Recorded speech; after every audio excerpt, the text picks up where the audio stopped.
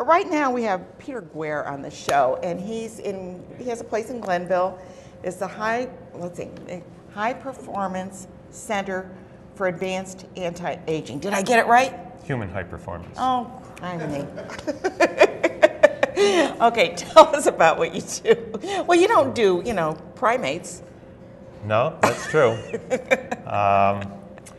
Basically, it's a center where I took all the things that I used to help myself because I was in chronic pain as a result of an autoimmune disease and chronic stress, and my doctors couldn't help me because my illness really was exacerbated by my lifestyle choices, and that's what a lot of the aging process that we go through is. It's premature aging. It's caused by bad lifestyle choices that overstress your body, that detrain it or cause it to break down. So, doctors can prescribe drugs, but unless they change your lifestyle, you're going to keep undoing the results. You're going to be still doing the wrong things, yeah. So, I went all over the country basically and did things that have dramatically improved my health, and I realized that there's a great need for that. It's all around us. Our country is falling apart because of people's bad lifestyle choices. And that's a choice that they make. Yeah, it is. But they don't think about it.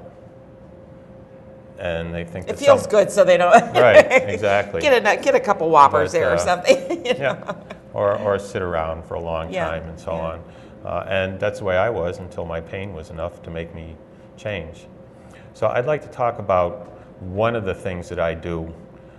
Probably the biggest thing that I use is Kihara resistance stretching. It's a system where you tense muscles and then force them to stretch while they're resisting.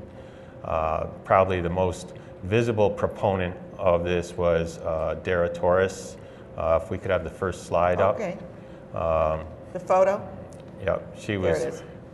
Yep, and Dara was a 41-year-old swimmer at the Beijing Olympics. If we could see the second slide, please.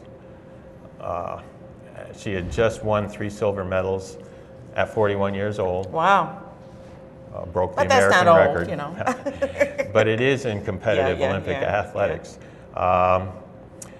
But it works for older people too. Here's a picture of me taken when I was 61, and I think you can see that it works well for me too. Yeah.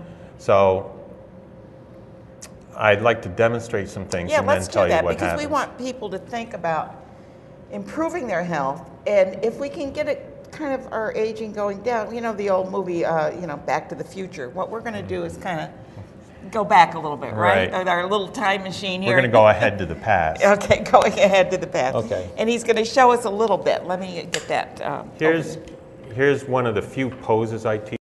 Primarily, I teach movements, but this is a postural pose, and I'm going to show you how I do it. I'm going to turn sideways so you can see what's happening, but I'm going to stand with my hands clasped behind my back. I'm going to pull my knees back, okay? That's going to strengthen my quads, my upper hamstrings.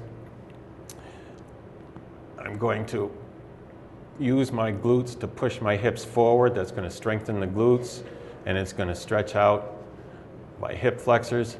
I'm going to try to lengthen my lower back, like there's something pushing down on my shoulders, which there is, gravity, and I'm pushing up against it. I'm going to pull my elbows together and down, and then without tilting my chin, I'm going to reach up with the top of my head.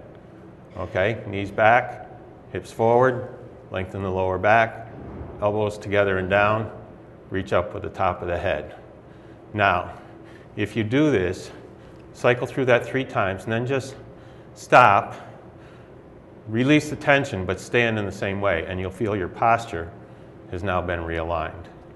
So that seems pretty simple to do. It is. It's very powerful. It probably takes a little practice to get it right. The practice really comes in handy in reestablishing the mind-muscle connection, which we've lost. Actually, we haven't lost it. We've thrown it away because it's too annoying to think about what we're actually doing. So we let our past run our lives. Now let me show you another exercise, and I'm going to get a little bit more into the real mechanics of the system. This is going to be a hamstring stretch. Your hamstrings are interesting. 3 of the 4 muscles actually do 2 things. They cross the hips and the knee. So they flex the knee and they straighten or extend the hip. So this exercise is going to be one of the and stretches. What are you using? Like just a I like to use a band. inner tube or something? No, this is a resistance band. Oh, okay. I used to use straps. You can still use them, but now I'm sufficiently strong so it's annoying on my hands. So I'm going to start with the leg bent and down. I'm going to inhale. I'm going to exhale and resist while I pull it up. Now, when it's time for me to go back down, I'm going to keep the leg straight and then bend it down again. It's fighting the band. The band is always trying to pull the leg up. The leg is always trying to go back down. So you're pushing against the band, is Yes, that what you're saying? Exactly. That's why it's resistance stretching. Okay. Now, the resistance is what supercharges the system, okay? First, because I'm resisting and starting with the muscle short, I'm stretching the muscle through that full range of motion. Second, I'm actually building strength in that muscle because it's resisting. I'm getting about a 15% improvement in strength compared to what I would get in the strength movement. Third, I'm protecting the muscles from overstretching or tearing, and I'm stabilizing the joint. It's very safe. Also, since I'm doing it, if I feel something bad happen, I can stop right away. You can stop. Now it's my understanding that for every muscle that stretches, there's one that's contracting. Is that correct? Yes. I mean, that you got that two-way. Yeah. So you're working with both of those muscles. Well, not really. Okay. Because I'm using my arms to stretch my legs. As a result, I'm strength training my arms and my back. Oh, okay. I'm strength training my biceps. I'm strength training my back muscles. So you're hitting a couple of 3 or 4 different places. That's really important because one of the reasons people get older is actually they release less human growth hormone. And exercise will improve the release of human growth hormone, but it's related to the intensity of the exercise and the amount of muscle mass that you activate. So in these movements, I'm using lots of muscles. I'm using my legs, I'm using my arms, I'm using my back muscles. In addition, because my arms are opposing my legs, my core muscles are getting a great workout because their job is actually primarily to stabilize unbalanced forces. So this is a great full body workout. I normally have 16 different stretches that would target all your muscle groups. You'd be able to start to identify where your muscle imbalances are because those are really what cause a lot of the issues, premature aging and pain and weakness. Well, I just want to repeat. One of the things I find is, and even with myself, like I'll watch you and I'll go, okay, I can do that. So then I start doing it, and the next day it's like, oh, I'm dying. Exactly. I can't move. Oh my. Isn't that the best? Is that the best? No. Now, here's what's happening. The stretching that you're doing is what's called an eccentric contraction, where the muscle is lengthening under tension. And that's the highest demand that your muscles and tendons and ligaments are going to face. Because you could say you could curl 20 pounds, but if somebody gave you a 40-pound dumbbell, you could have someone help you up with it, but you could control it on the way down. Yeah. So that's eccentric contraction. That's what causes the muscle damage that makes you sore. But that muscle damage is also what kickstarts the muscle growth process. Oh, okay. If you don't press so the I muscle... should be happy that the good news is the first time you do it is going to be the worst. Your body will react very quickly to it. The second thing is there are some things that you can do to reduce it. If you eat something right afterwards, you kickstart the muscle growth process and repair process. You can also not try to max out the resistance. That's what I was going to say. And slow down a little do bit. it at like 50%. In fact, a lot of people build up slowly. Right, Yeah. right. A lot of people have difference understanding the resistance. That's another reason why I went to the bands, because when they had to generate the resistance by pulling the straps, on the way down they'd say, where's the resistance coming from? I'd say, it's from your arms, your hands. Everything. I don't really feel that. And I said, well, that's because you're not doing it. But I found out that it's a lot easier to use the bands. But you can do it, in fact, you can do it even without the resistance band. So if I were going to do it without Oh, you mean doing it with oh, yeah, right. I don't know if I could do that, but I will certainly. Well, I certainly couldn't either Yeah. when I first started. Yeah, so it shows how you build. We're almost out of time. You want to show one more, you say, with using a chair. Or is Yeah, that I'll show anything you else? my atomic quad stretch. Okay. I actually started doing this because I couldn't do the normal stretch that they taught. So, let's see if I have enough No, room. that's okay. I think I do. Whatever you like, move it around. Basically, your quad's job is to straighten the knee. Okay. So what I'm going to do is I'm going to start my leg pretty straight, so that means the muscle's tensed.